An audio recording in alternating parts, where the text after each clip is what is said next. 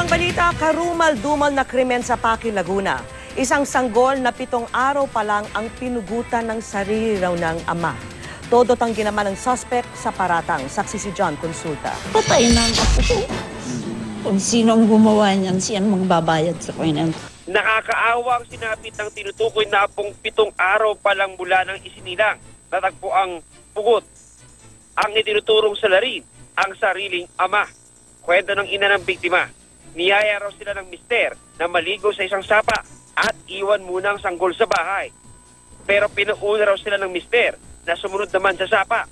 Ngunit hindi na sumama nang sila'y magsiuwi.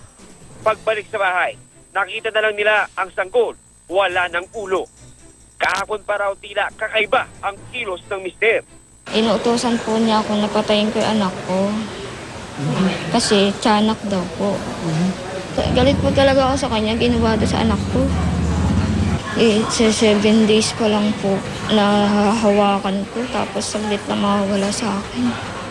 Agad nahuli ang suspect, pero tototanggi siya sa paratang.